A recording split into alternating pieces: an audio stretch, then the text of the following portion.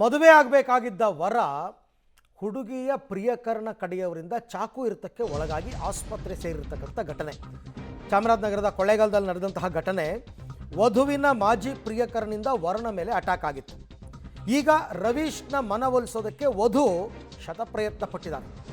ನಾನು ಮದುವೆ ಆದರೆ ನಿನ್ನನ್ನೇ ಮದುವೆ ಮಾಡ್ಕೋ ಅಂತ ಗೋಗರಿತಾ ಇದ್ದಾರೆ ವಧು. ಆದರೆ ವಧು ನಯನ ಮನವಿಯನ್ನು ತಿರಸ್ಕರಿಸಿದ್ದಾನೆ ವರ ರವೀಶ್. ಚಾಮರಾಜನಗರದ ಕೊಳ್ಳೇಗಾಲದಲ್ಲಿ ನಿನ್ನೆ ಚಾಕು ಇರಿತಾಗಿತ್ತು. ಮದುವೆಗೂ ಮುನ್ನವೇ ಕೊಲೆಗೆ ಪ್ರಯತ್ನ ಪಟ್ಟಿದ್ದಾರೆ. ಮುಂದೇನಾದರೂ ಆದರೆ ಯಾರು ಹೊಣೆ ಅಂತ ರವೀಶ್. ಹೌದಪ್ಪ, ಮದುವೆಗೂ ಮೊದಲೇ ಚಾಕು ಹಾಕಿದ್ದಾರೆ, ನಾಳೆ ಮದುವೆ ಆಗ್ಬಿಡ್ತೀನಿ. ಅವ್ನು ಬೇರೆ ಹೆದರಿಸಿದ್ದಾನೆ ಮದುವೆ ಆಗಬೇಡ ಅಂತ. ಮದುವೆ ಆಗ್ಬಿಟ್ರೆ ನಾಳೆ ಏನಾದರೂ ಹೆಚ್ಚು ಕಮ್ಮಿ ಆದರೆ ಯಾರು ಜವಾಬ್ದಾರಿ? ಹಾಗಾಗಿ ನಾನು ಮದುವೆ ಆಗಲ್ಲ ಅಂತ ಸದ್ಯ ಕೊಳ್ಳೇಗಾಲ ಜಿಲ್ಲಾಸ್ಪತ್ರೆಯಲ್ಲಿ ಈಗ ಆತ ಚಿಕಿತ್ಸೆ ಪಡಿತಾ ಇದ್ದಾನೆ.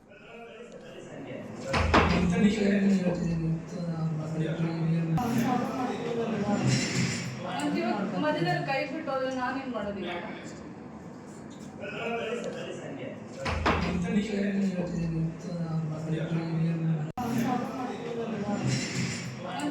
ಮಧ್ಯದಲ್ಲಿ ಕೈ ಬಿಟ್ಟು ಹೋದ್ರೆ ನಾನೇನು ಮಾಡೋದಿಲ್ಲ. ಅವಳಿಗೆ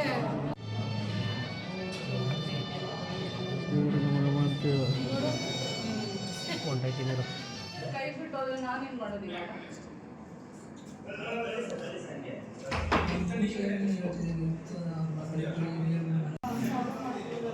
9:30ಕ್ಕೆ ನನ್ನ ಮದುವೆ ಇತ್ತು. ಚೌಟ್ರಿಗೆ ಬರಬೇಕಾದ್ರೆ ಹುಡುಗರು ನನಗೆ ಅಟೆಂಪ್ಟ್ ಮರ್ಡರ್ ಮಾಡಿದ್ದಾರೆ. ಮತ್ತು ಜೀವ ಹೆದರಿಕೆ ಕೂಡ ಹಾಕಿದರು. ಆ ಹುಡುಗಿಗೆ ನಾನು ಕೇಳಿದ್ದು ಇಷ್ಟ ಇದೆ ಇಲ್ಲ ಅಂತ. ಆದರೆ ಅವಳು ಇಷ್ಟ ಅಂತ ಹೇಳಿದ್ರು. ಅದಕ್ಕೋಸ್ಕರ ಮದುವೆ ನಾನು ಕ್ಯಾನ್ಸಲ್ ಮಾಡೋಕ್ಕೆ ಹೋಗಲಿಲ್ಲ. ಚೌಟ್ರಿಗೆ ಬರಬೇಕಾದ್ರೆ ನನಗೆ ಅವರು ಕೊಲೆ ಬೆದರಿಕೆ ಹಾಕಿದ್ರು ಮತ್ತು ಕೊಲೆ ಮಾಡೋಕ್ಕೆ ಪ್ರಯತ್ನ ಪಟ್ಟರು. ಯಾರು?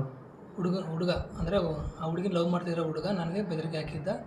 ಸೊ ಹಂಗಾಗಿ ಈ ಥರ ಅಟೆಂಪ್ಟ್ ಮರ್ಡರ್ ಮಾಡಿದ್ದಾರೆ. ತುಂಬ ಅನ್ಯಾಯ ಆಗಿದೆ ನನಗೆ. ಮತ್ತು ಮದುವೆ ಕೂಡ ತುಂಬ ಖರ್ಚು ಮಾಡಿದ್ದೀವಿ. ಇದಕ್ಕೆಲ್ಲ ಯಾರು ಹೊಣೆ? ನಮ್ಗೆ ನ್ಯಾಯ ಕೊಡಿಸ್ಕೊಡ್ಬೇಕಂತ ಕೇಳ್ಕೊಡ್ತಾಯಿದ್ದೀನಿ. ಆ ಹುಡುಗನೇ ನನಗೆ ಪ್ರಾಣ ಬೆದರಿಕೆ ಹಾಕಿದ್ದಾನೆ.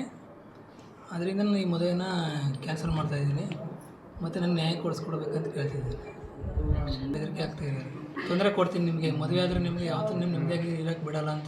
ಕೊಳ್ಳೇಗಾಲ ಪಟ್ಟಣದ ಪ್ರಸಾದ್ ಸ್ಕ್ಯಾನಿಂಗ್ ಸೆಂಟ್ರ್ ಮುಂಭಾಗ ರವೀಶ್ ಅನ್ನೋ ಕುಣಗಳ್ಳಿ ಗ್ರಾಮದ ಒಬ್ಬ ಹುಡುಗ ವೆಹಿಕಲ್ ಹೋಗ್ತಾ ಇರ್ತಾರೆ. ಅಂದರೆ ಅವ್ರದ್ದು ನಿನ್ನೆ ರಿಸೆಪ್ಷನ್ ಇತ್ತು, ಈ ದಿನ ಮದುವೆ ಇತ್ತು.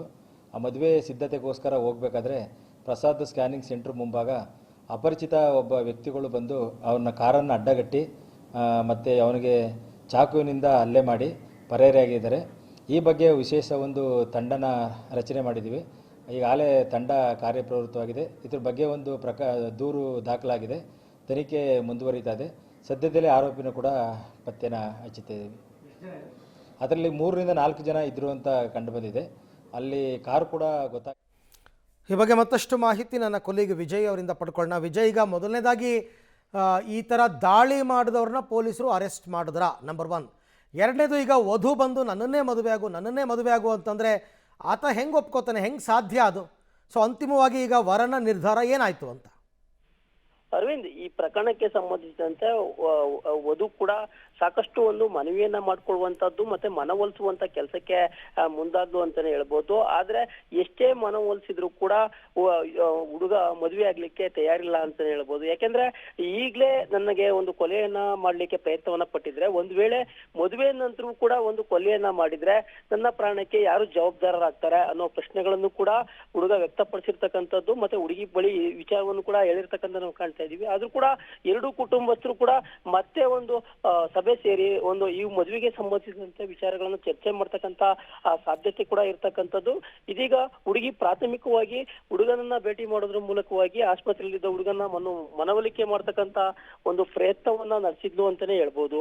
ಆದ್ರೆ ಈ ಪ್ರಕರಣಕ್ಕೆ ಸಂಬಂಧಿಸಿದಂತೆ ಇದೀಗ ಕೊಳ್ಳೇಗಾಲ ಪೊಲೀಸ್ ಠಾಣೆಯಲ್ಲಿ ಪ್ರಕರಣ ದಾಖಲಾಗಿದೆ.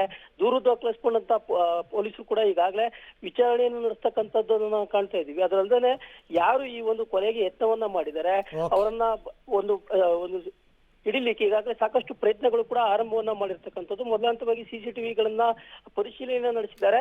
ಮತ್ತೆ ಯಾರು ಈ ಕೃತ್ಯವನ್ನು ಎಸಗಿದ್ದಾರೆ ಅವರನ್ನ ಫಾಲೋ ಮಾಡ್ತಕ್ಕಂಥ ಒಂದು ಕೆಲಸವನ್ನು ಕೂಡ ಇದೀಗ ಪೊಲೀಸರು ಕೂಡ ಮಾಡ್ತಾ ಇರ್ತಕ್ಕಂಥದ್ದು. ಅರವಿಂದ್, ಥ್ಯಾಂಕ್ ಯು ವಿಜಯ್, ತಮ್ಮೆಲ್ಲ ಮಾಹಿತಿಗಾಗಿ ಧನ್ಯವಾದ.